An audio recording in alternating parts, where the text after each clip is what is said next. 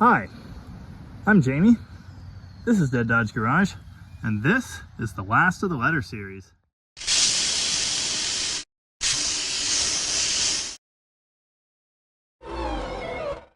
The Chrysler 300 letter series started with my favorite, the 1955 C300, a full-size gentleman's hot rod with 300 horsepower. The first car was the C300, so naturally, the second year was the 300B. That makes perfect sense. Then, of course, the 1957 300C, not to be confused with the 55 C300, and it progressed from that point, mostly normally through the alphabet. Starting in the early 60s, a cheaper version of the 300, the non-letter car, was available. It could be had with a smaller engine and less fanciness, but the same basic body. As the 60s dragged on, the cheaper cars became the favorite. The letter cars started to disappear. They sold fewer and fewer until the final year, 1965, with this Chrysler 300L. Don't mind this, it's just like that.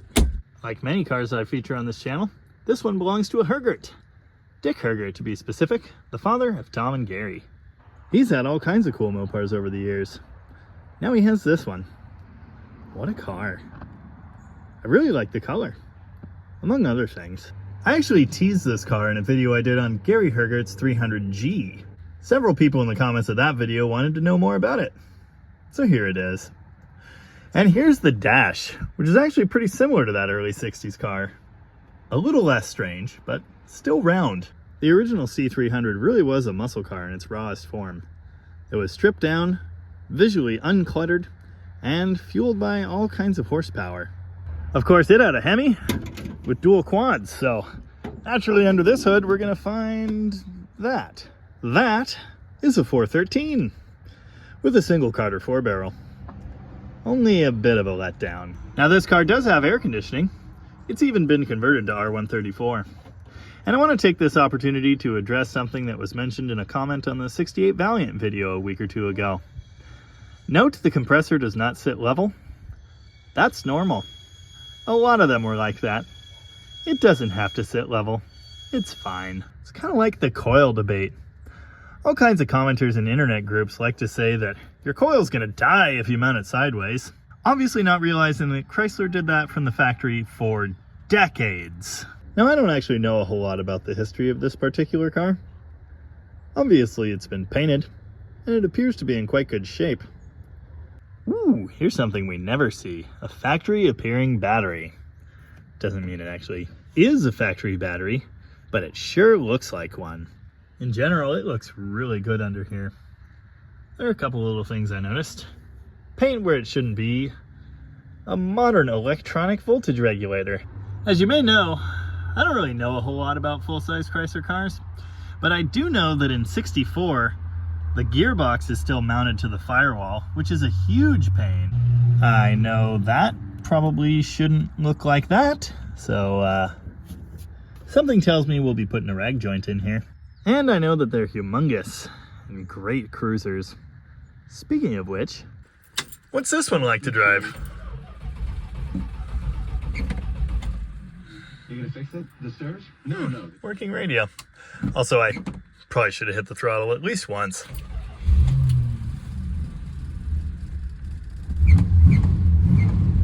Admire the performance indicator. Yeah, that's just a vacuum gauge. They were too cheap to put tacks in these things by this time. Admire all of the shininess. This is neat. Of course the clock doesn't work. Are you surprised? I'm not. Oh yeah. Those are the same type of console lights found in B-bodies in later years. Being a 65, this shifter is kind of funky. It actually uses a cable, just like the push button did in 1964. 2 cables, in fact. Well, this is interesting. The steering actually has some weight to it, which is really nice. Usually these things have like the one pinky power steering system. Maybe it's a firm feel box. Firm feel boxes are great. But is it as exciting as the dual quad 413?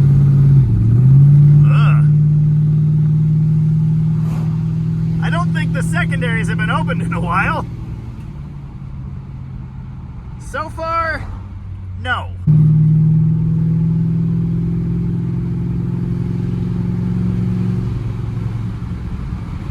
Yeah. I mean, it's not slow. It's certainly not speedy. But it's really not supposed to be. It's not a sports car. It's a luxurious cruiser with a bit of pep. This car has power windows. Wow. They're messed up, but still, very cool. Yeah, one could get used to this. It's a nice ride. Now the brakes, not so nice. Brake check. Whee! Yep, those are power drums. The front left seems to be our overachiever. There's always one. Oh wow! The L emblem on the front is lit. I didn't know that. The headlights are actually covered, much like the Imperial around this time. And I can't help but notice that that crosshair grille strongly resembles my 79 300. I had to look it up. There were 2,800 300Ls made, about 2,400 hardtops, and 400 convertibles. Depending on what number you trust, that's actually about the same as my 79 300, so I'm not sure which is more rare, really. I know which is more desirable, and, well, it's not my car. My good friend Dalton used to have a 65 Newport. Actually, I owned that car for like 10 minutes once. Anyway, it was a sedan, but it shared a lot with this car, and that thing was really fun. Wow! The mountain's even more out today. That is beautiful. Chrysler? Mountain. According to my nose, it leaks a little bit of oil, but it's a big block Chrysler engine, so if you're surprised by that, yeah, get used to it. Oh, it does have an electronic ignition conversion kit. Those are plates that Tom had made. He used to sell them, but I think we're down to just one or two left. Of course, with a car like this, it really doesn't matter how fast it is, but it's a big block Chrysler. It's fast enough. No matter what, it's a fantastic ride, and you sure look good doing it, you know? You've got all the important muscle car pieces. Tall deck big block, like a 440 but slightly less. 727 torque flight in the middle. 8 3/4 axle at the back. It's just you're also dragging around like, I don't know, 1,500 extra pounds? Maybe it's only 1,000, but yeah, my point is it's heavy. One of the things that's here with us for now is recharging the air conditioning. It's been converted to 134, but like many other vehicles, the refrigerant slowly leaks out, so I can't test it. Way too nice. What an interesting front end treatment. It's so pointy. I like it. And I like the red stripe, just like the one on Gary's 68 Valiant. Much like the 300G, it kind of sorta has 4 bucket seats. Really though, it's a trick. The center console doesn't go all the way back like it does in that car. And it's got a regular bench bottom.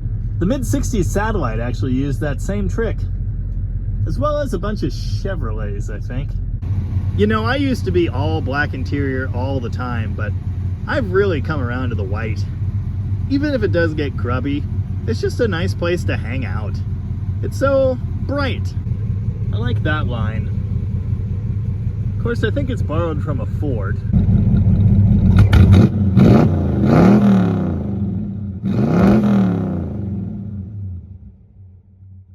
I'm sure I could tune a few extra horsepowers into this thing, but again, it's really not that kind of car. Yeah, turning radius, not great. I know there are a lot of C-body fans among the viewership, and I have every intention of getting one for my own fleet eventually. I just haven't found the right one yet. Until then, I'll just keep living vicariously through the Hergerts. You know, they're big, tall fellas, so they really like these big boats, and that makes sense. I don't know if I'm classy enough for this. In fact, I know I'm not.